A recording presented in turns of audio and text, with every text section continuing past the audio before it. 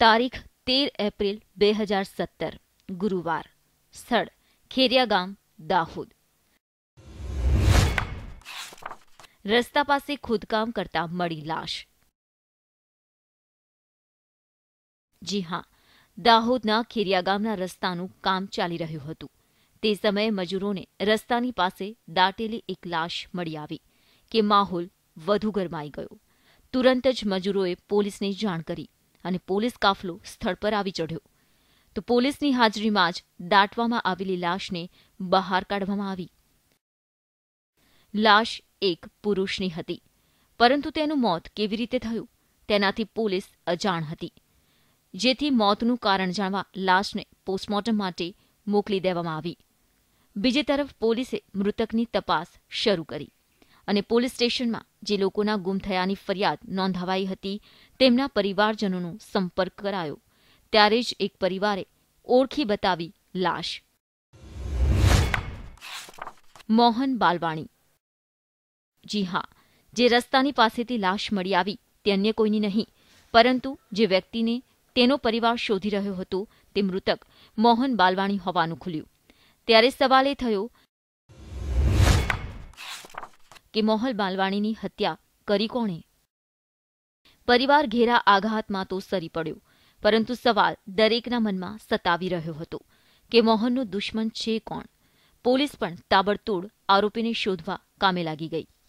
અંગત અદાવત, દુશ્મની, રૂપિયાની લેતી દેતી અને પ્રેમ પ્રકરણ જેવી વારદાતોને ધ્યાનમાં રાખીને તપાસનો ધમધમાટ તેજ કરાયો કે પોલીસને હાથ લાગ્યો એક વ્યક્તિ.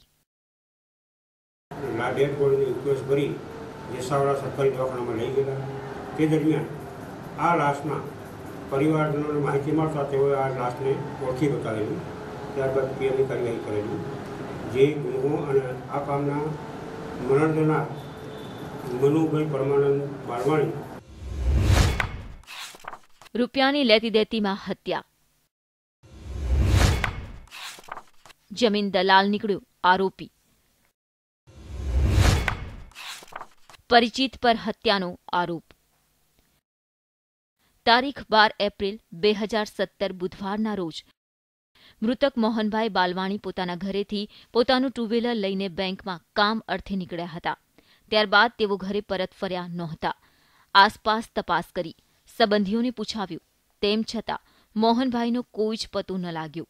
ત્યારે અંતે થાકીને મોહનભાઈના ભાઈએ પોલીસમાં તેઓના ગુમ થયાની ફરિયાદ નોંધાવી અને બીજા 13 એપ્રિલના રોજ ખેરિયા ગામના રોડના સમારકામ દરમિયાન મોહનભાઈ બાલવાણીની લાશ મળી આવી.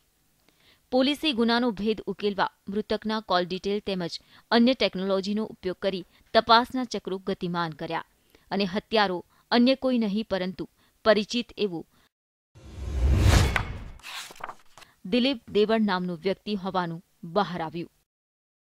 પોલીસના દાવા મુજબ જમીનની દલાલીના ધંધા સાથે સંકળાયેલા મૃતક મોહનભાઈ અને આરોપી દિલીપને 5 લાખથી વધુની દલાલીના રૂપિયાને લઈને આંતરિક ઝઘડો ચાલી રહ્યો હતો.